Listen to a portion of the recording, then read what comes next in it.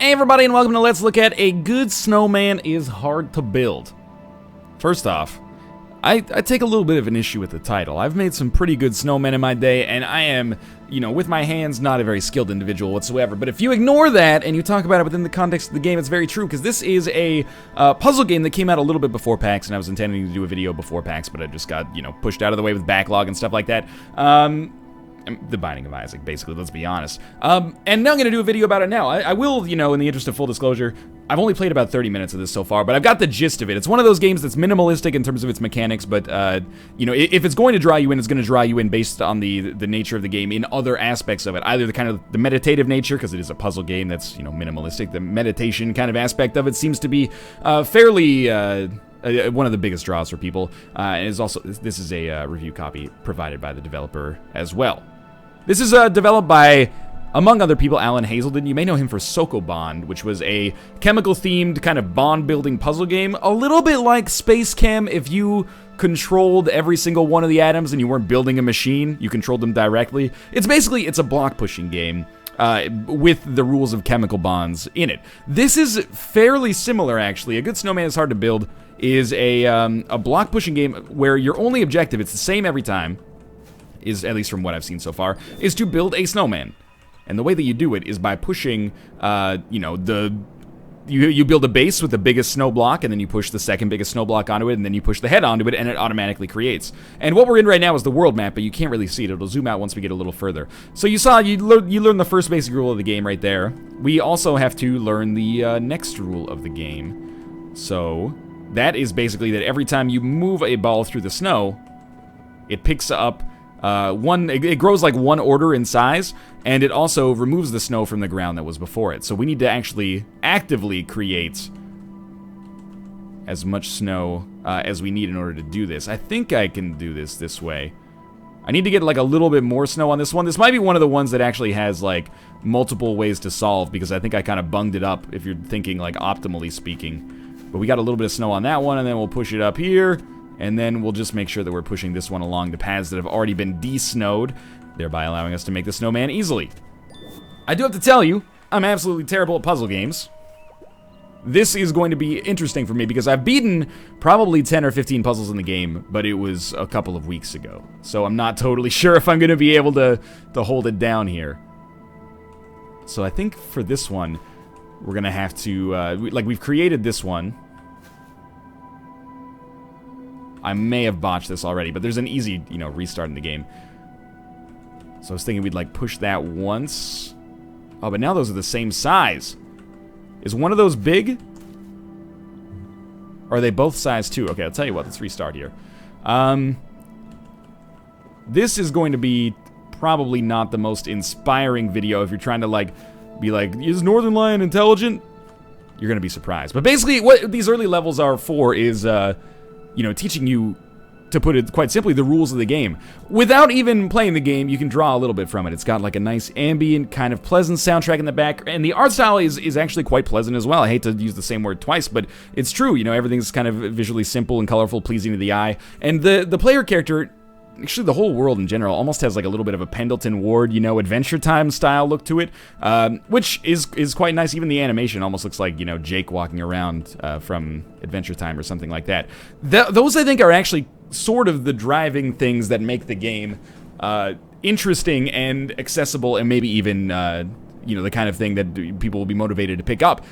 I know that there's people that are into these meditative styles of puzzle games. If you took away the atmosphere and the music from this, I think it might be a little bit overly simplistic, at least for its price point, which is 13 bucks Canadian, so probably a 12 American right now. I don't know, the exchange rate's tanking, so it could be anything. It could be $2 American for all I know, so you should check that out yourself. But all that kind of unified stuff together, and I do think it's with merit, by the way, to talk about that stuff as if it adds value to the game, because it's not always just about mechanics. This is a game that is made, much more enjoyable based on the unified experience of the audio and the visuals and the mechanics as well. And they do create a very nice package together. This is not necessarily a game that I'm super into, but I can't lie that from a design standpoint, I do believe that they probably accomplished their overall goal. Okay, so we're going to try to create this here. I think we can execute a sweet maneuver like this. So we need to get a second-sized snowball. Why am I unable to create a second size snowball here? There's snow on the ground and fire in the sky. Oh my god, I ruined it again. This is actually a little bit embarrassing. Let's try this again. There's another rule, by the way. You can stack these smaller balls on top of the ones that are one order of magnitude larger. Oh, I think I've got it now. So we're going to push this back this way, and now it will become the biggest one. And what we're going to do here, I think this will work. Push this one back this way. This is the third puzzle in the game. It's not supposed to be difficult. I'm just an idiot. Thankfully, for other idiots like me, there is an undo button and a reset button. So if you make one bad move and you accidentally put, you know, a snowball in a position where you can no longer maneuver it, you can undo a couple of steps, or if you've just totally fucked it, you can reset the entire thing. Admittedly, I actually found it pretty intuitive. Like, I found myself having a pretty, I don't want to say an easy time with it, but I was doing better than I would have expected myself to do on normal puzzle games when I was playing it through. And some of them, you know, they just kind of click. Like, there's some kind of intuitive, like, my intuition is working there. So you can see here, we actually do get some branching paths. It doesn't matter what direction we take. I think the ones that are in the corners here, although this isn't in the corner, it actually has a gate that opens up over here. They might be a little bit trickier, but they're optional, and I actually really like that, because it means that if you get stuck on one puzzle, there's another path you can take, which is really, for me, something that actually does become kind of an important factor in a lot of puzzle games. So let's think critically about this one. We got the big one.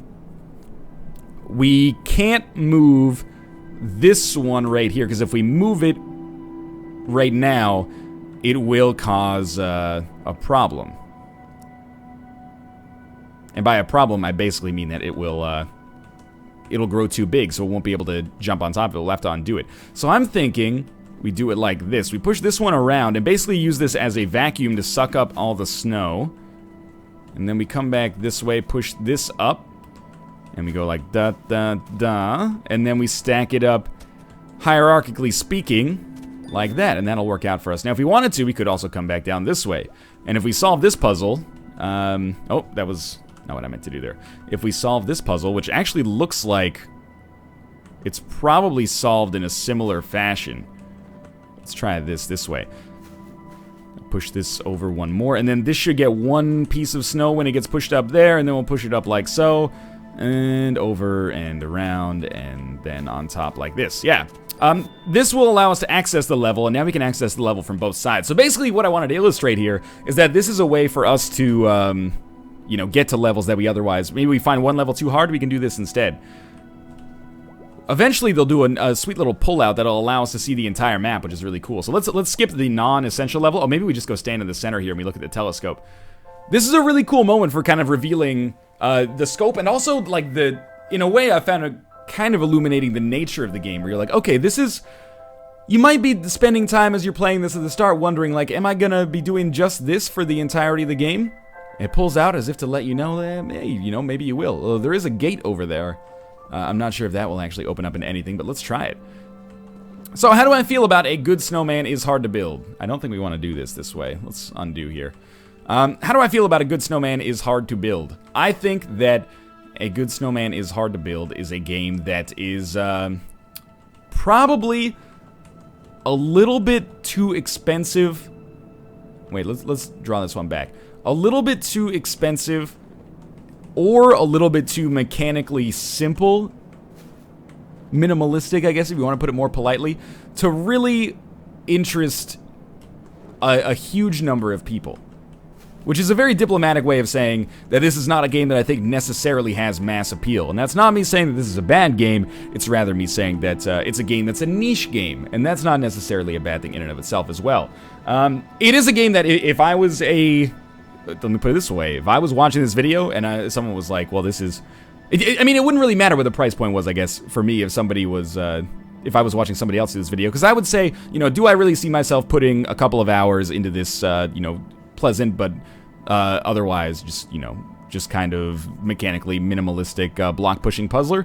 My answer would probably be no. It's not a kind of game that particularly tickles my fancy. It's not a genre that particularly tickles my fancy. I felt pretty much the same way about Sokobon. Although in Sokobon, I'll admit, it kind of, I actually found the complexity kind of endearing. I'm going to reset this. Oh god, I've accidentally unfull-screened it there. There we go. I found the complexity kind of endearing because I have a very slight scientific background. I was like, oh, this is cool. kind of like Space Cam. But in this, I do find it a little bit simplistic. That being said, I think there are a large number of people out there that will find themselves enjoying this game, and there's nothing particularly wrong with that. It's in all aspects except for the fact that it is, if I'm going to be derogatory towards it, just a block-pushing puzzler game. It's actually really, really good. I love the art style, I love the music, and I love the tone and feel of the game. It's just that mechanically I find myself being a little bit like, you know, I could take it or leave it. Which is not to say that the game's really a disappointment, rather, it just is what it is, you know? I'm not a huge fan of green beans either. I'll eat them on occasion, but I'm never going to really go out of my way to order them at a restaurant. Are you a fan of green beans? Maybe you'll enjoy a good snowman. It's hard to build. I think this is definitely something that's more of a... If you're the kind of person who favors tone and atmosphere over mechanics, this is a game that's going to be a little bit more up your alley. I know Insanity is doing the same thing over and over again and then expecting different results, but I have to admit that that is pretty much what I'm doing here. I'll explain to you my principal problem here, because I was talking about, you know, how I feel about the game. I can easily get this block over here, and the reason I create that snow trail is so that I can get this. I almost see it now. No, that'll get snowy. Okay, so we have to do it like this instead.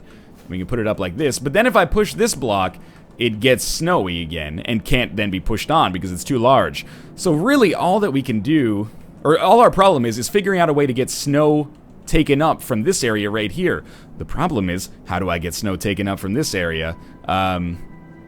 If I, oh no, you know what? We don't need to get snow taken up from that area. What if we just stack it up in that area?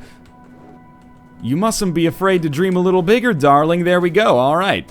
And it looks kind of like a man with one arm that is substantially longer than the other one preparing for a boxing match. Let's head down here. I also, and this is not, I can't confirm nor deny this, but I have the sneaking suspicion that this will probably be one of those games, this is definitely not the way we want to do that, that this will be one of those games where, I like that animation actually, I don't think I've ever seen that before, where there will be a larger message around a minimalistic game, much like Little Inferno, and Little Inferno is a game, it's just a game, that's the end of that sentence. No, it's a game that I didn't really get in the same way that other people got.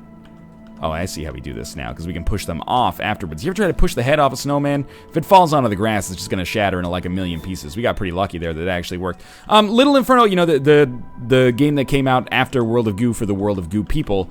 I forget the name of the company, unfortunately. I've botched this somewhat miserably already. Mechanically simple, but carried like a larger message that I think made it a little bit more popular than it would be on just a mechanical level. I think this is going to have sort of the same thing going on. I bet there's some kind of... I get the hint that there's some kind of melancholic message in the game that I just have not yet seen, and it'll be illuminated as time goes on or something like that. Alright, so we have this... We can't move the bigger piece. The principal problem with this one is that if I just do it like this, we end up in exactly the same situation. This is one block too big, and as a result cannot get on top. So as we restart it here... What we need to do is something... Oh, that's not what I meant to do. Is something like this, maybe. But then how do we... Yeah, see, that's not going to work either because we get that one way too big. What if we push this one off and then, like, back? But then there's no way to do anything because this one's going to get snowy again. What an interesting conundrum we have here. The puzzles are not, again, it's a minimalistic puzzle game. They're not like, this one's going to be particularly difficult. You know, this one's a level 5 puzzle, this one's a level 8 puzzle.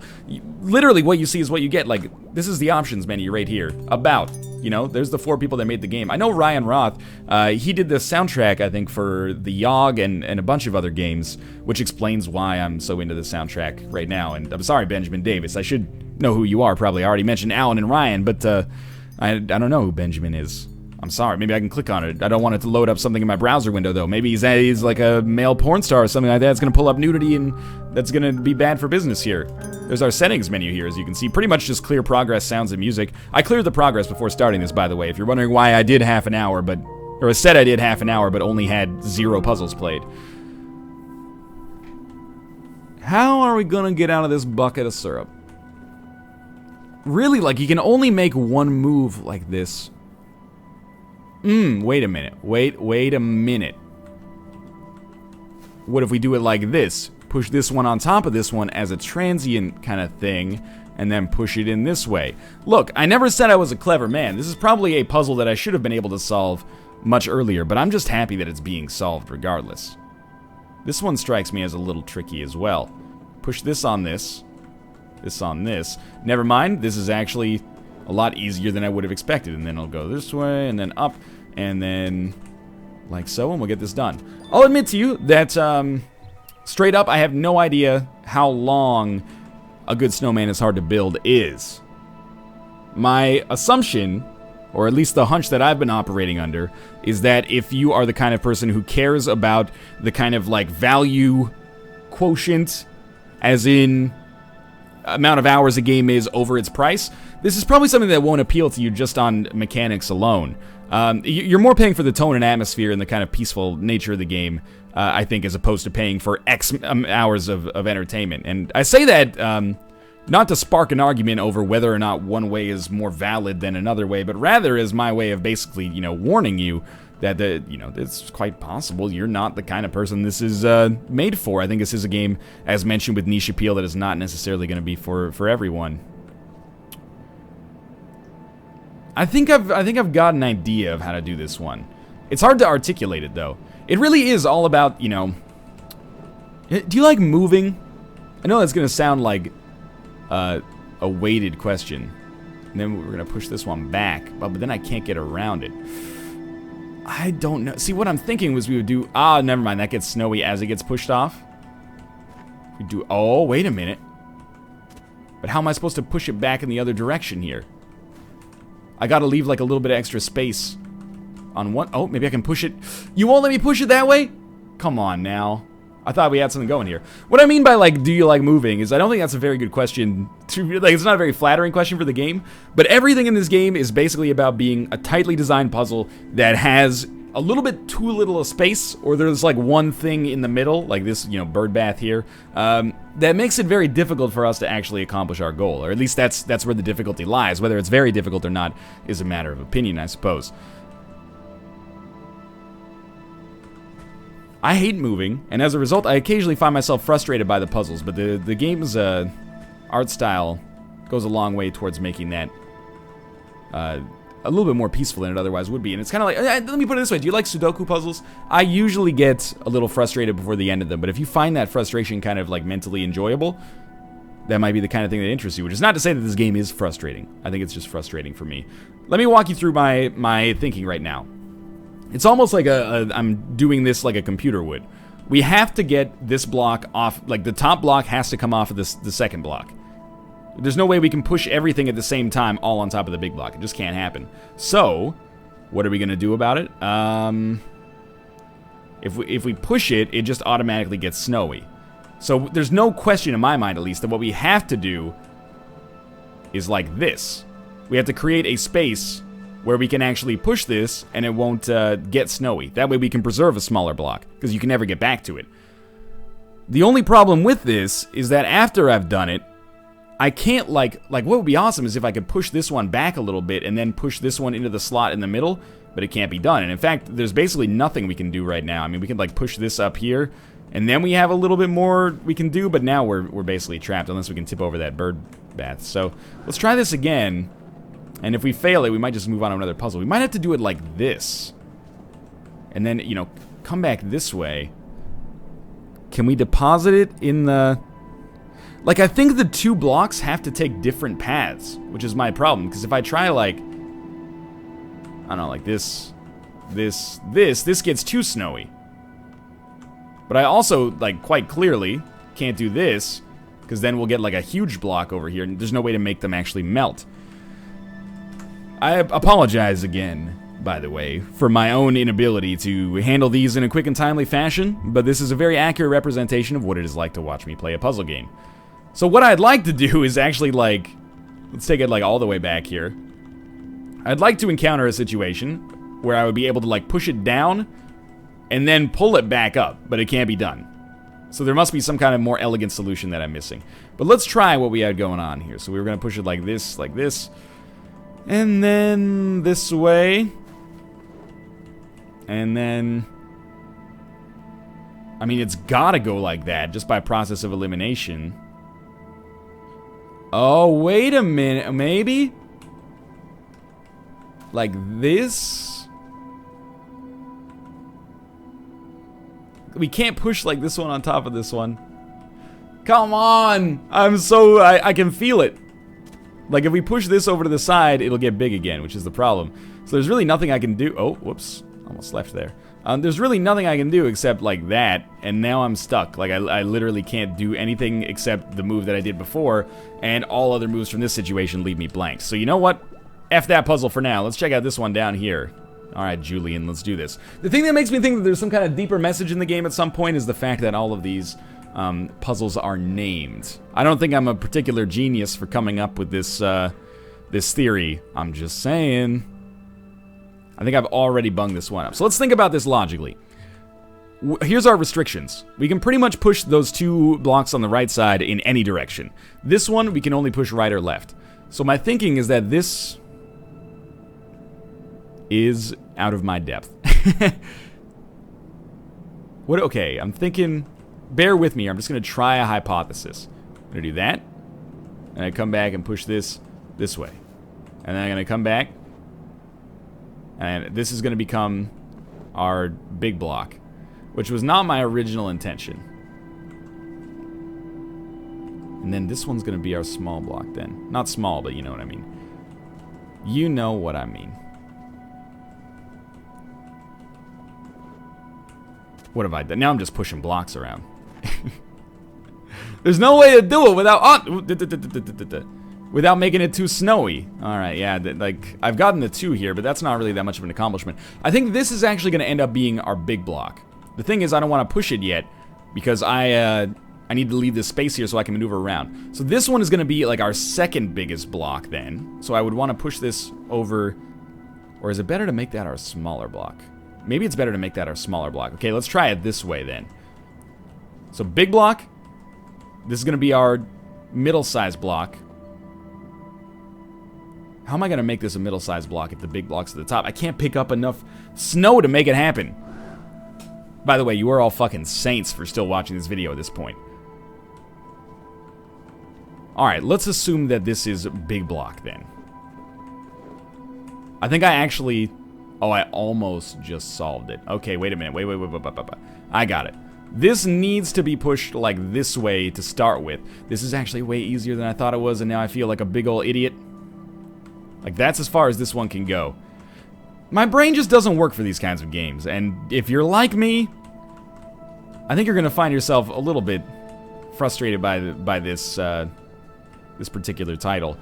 Which is not to say it's bad, but I think my inability to parse exactly what's happening here is probably giving you a pretty good idea of what I mean by saying that this is a niche game. I guess we'll try to do like one more puzzle here. There are some where you have to create 2 snowmen, snow people. I'm out of my depth when it comes to that. I'm aware that we got to do like some kind of, you know, transient kind of thing going on here, but rarely do I develop a strategy. That's my thing with puzzle games, is that I rarely develop a strategy for things. I mostly just kind of throw stuff at the wall and see what sticks. Eventually, like, I do it and I'm like, I get it. But the spoiler is that I don't get it. I'm just saying I get it. Like, there's... Oh, I didn't necessarily want to do that. There's got to be something clever and creative you can do here, like, oh, this. And then you come back around to this side. Holy shit, did I actually solve it? This would make me feel pretty good about this being like the note to end the video on. Do it like that, and then, you know, don't mess this up completely. This should go like over here. I think I might have it, actually. This one pretty much straight up beguiled me when I was playing earlier. There's not enough snow there to make that bigger, right? Oh, we did it! This one beguiled me here, so to actually complete this one on like my second pass of it on camera is very exciting for me. I think that's gonna do it for my let's look at of good. I was gonna say how to build a snowman. A good snowman is hard to build. In short, you know probably right away this is the kind of game for you. It's a game that succeeds on kind of like the unified design of its mechanics, ambiance, tone, atmosphere, music, visual style, stuff like that. Mechanically, it is not a particularly complex or maximal game. It's very minimalistic. If you're into things like English country tune, this might be a little bit up your alley. If you like Sokobond, it's not really a reskin, but it's a similar game mechanically to Sokobond without the kind of chemical bond aspect of it going on. And it's weird. It's a game where I can't really say it's good or it's bad. Basically what I'm getting at here is this is a game that's out of my wheelhouse. It's not for everybody, but it is pleasant in its own way, and I think there are people out there that will be interested in picking this up and having a few hours. That's kind of like, sitting down with a crossword puzzle or sitting down with a Sudoku puzzle or something like that, and they'll have a good time. Is it necessarily the best value at $12 or $11? I think you could probably argue that it could be better than that, but I've had a relatively good time with it either way. There will be a link in the video description below to pick up the game on Steam if you're interested in doing so. And of course, as always, if you enjoyed the episodes, click the like button. It helps out a great deal. And subscribe if you want to see more in the future. But for now, thanks for watching, and I'll see you next time.